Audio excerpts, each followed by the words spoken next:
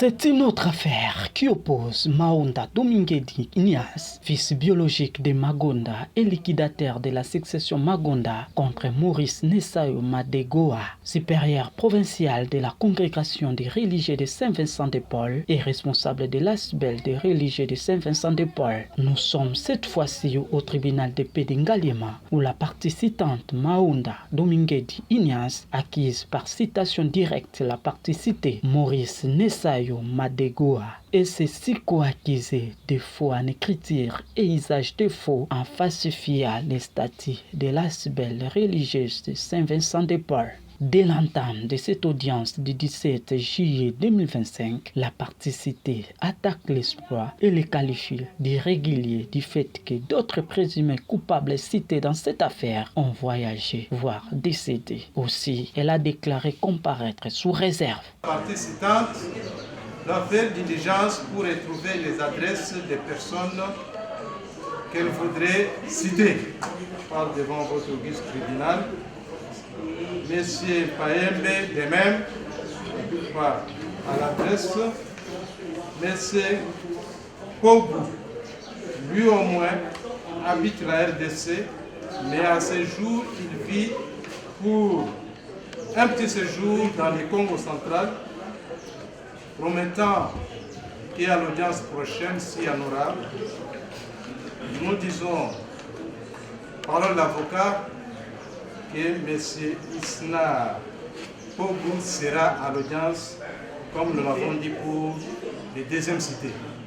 Et donc, vous comprendrez que, en toute logique, votre tribunal ne pourra pas être saisi à l'égard des personnes mortes et à l'égard des personnes dont on sait que leurs adresses ne sont pas à Kinshasa. Il y en a qui sont au Canada et d'autres en Italie, à Rome.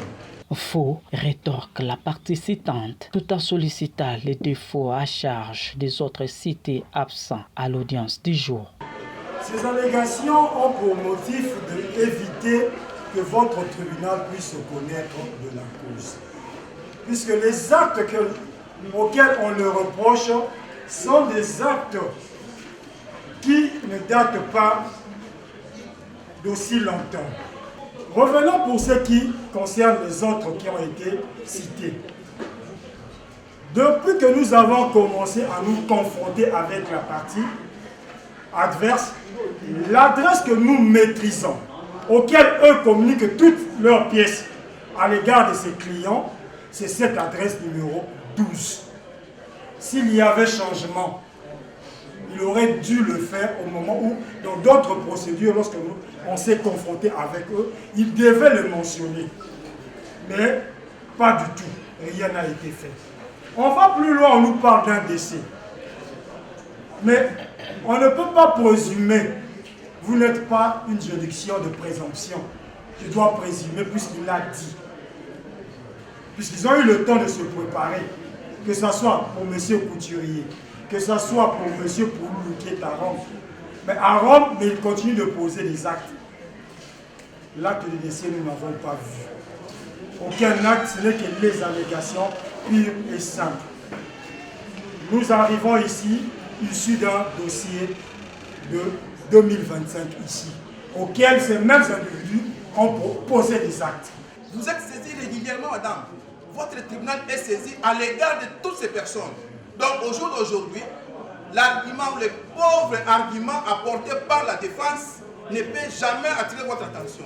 Vous allez retirer les défauts à leur charge. Même position du ministère public. Puisque déjà vous le dites, que la saisine est régulière, la réserve tombe. Il n'y a plus de réserve par rapport à cette saisine. C'est constaté maintenant que les greffiers a instrumenté, l'exploit a été régulièrement instrumenté, votre tribunal se déclare saisi régulièrement et nous allons maintenant constater l'absence.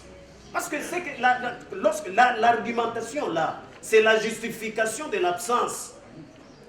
Ce n'est pas la justification de la réserve. L'exploit est régulier, oui ou non? Oui, vous le dites. N'ayant pas obtenu gain de cause pour l'irrégularité de l'exploit, le conseil de Maurice Nessayo Madegoa soulève cette fois-ci l'obscurité de Libellé. Parce que cet exploit à mon avis, il est indigeste. Je ne comprends rien. On y parle de tout et de rien. On y parle de tout et de rien. Tantôt on dit que monsieur ou le père Nessayo est nommé en remplacement de Pouloulou, comme je venais de vous le dire. Et Pouloulou n'est plus au Congo, il vit à Rome. Tantôt on stigmatise le fait qu'il a hérité du poison. Tantôt on parle de F92. Tantôt on parle de statuts. Tantôt on parle des affaires qui sont passées il y a plusieurs années au TGI Gombe comme à la cour d'appel. Tantôt on parle de donations, on parle de spoliation, on ne comprend rien.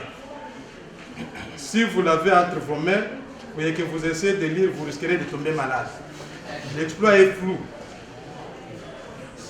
Dans cette obscurité de libellé, Madame le Président, Mesdames du tribunal, on ne sait pas comment organiser la défense. On ne comprend pas quel est l'objet de cet exploit. Quel est l'objet de litige ici? On ne comprend rien. Qu'est-ce qu'on veut au juste? Qu'est-ce qu'on veut demander? Il y a toute une littérature que, on dirait quelqu'un, je comprends bien que le citant n'a pas fait les études de droit, et quand il se met à écrire, il écrit n'importe quoi. Et dans ces conditions, les cités ne pourront pas bien organiser leur défense. C'est le seul moyen que nous avons. Nous vous demandons tout simplement de mettre de côté cette action, cet exploit plutôt pour renvoyer la partie, aller plutôt refaire les choses selon les normes parce que nous sommes vraiment perdus. Pour le conseil de Maunda, Dominguedi Ignace, nulle part l'exploit viole l'article 57 du Code de la procédure pénale et les faits sont clairement mentionnés. Cet article-là est clair. L'exploit aussi est clair. Cet article dit ceci. La citation doit indiquer à la requête de qui elle est faite. Si vous lisez l'exploit, vous allez voir que non, l'exploit est clair. À la requête de M. Mabonda. La réponse est claire. Elle énonce le nom, le prénom et des maires du cité. Si vous lisez cet exploit, au premier feuillet, cet exploit énonce les noms et les demeures des cités. Il n'y a pas de problème sur cette partie-là. L'objet de la citation est claire. Dans la citation, si vous prenez la page, paragraphe 5, il est clair. Il énonce l'objet pour lequel ces prévenus sont poursuivis, les infractions de foi en écriture et son usage.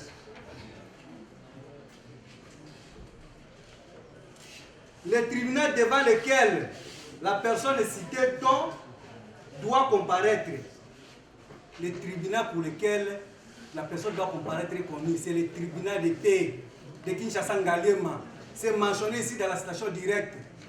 L'exploit que vous saisissez aujourd'hui est un exploit qui est clair et précis. On ne peut pas nous parler d'une certaine obscurité aussi longtemps que l'exploit est clair. De par le fait, et puis de par le droit aussi, nous ne sommes pas en train de plaider, nous sommes dans la forme.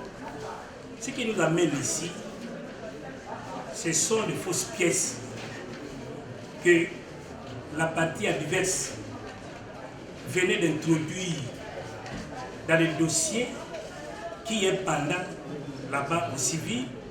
Le devoir de l'autre côté était de venir faire un débat contradictoire et éventuellement plaidoirie pour nous permettre de nous échanger les pièces. Et quand on arrive au moment de nous communiquer les pièces, la partie adverse va fabriquer des faux statuts. Le procès ici a commencé depuis 2022. Aujourd'hui, nous sommes en 2025. Ces faux statuts qui viennent de produire, oui, nous sommes dans la forme. Ces faux statuts qui viennent de produire n'ont jamais été brandis devant, n'ont jamais été communiqués ni brandis devant les instances. Curieusement, quand nous sommes retrouvés avec les fausses pièces, nous avons initié cette action. De son côté, l'organe de la loi estime que si la saisine est régulière, l'exploit l'est aussi. Nous trouvons que l'exception d'IB, bien que recevable, et non fondée. Après avoir entendu les deux parties, le tribunal prend l'affaire en délibéré.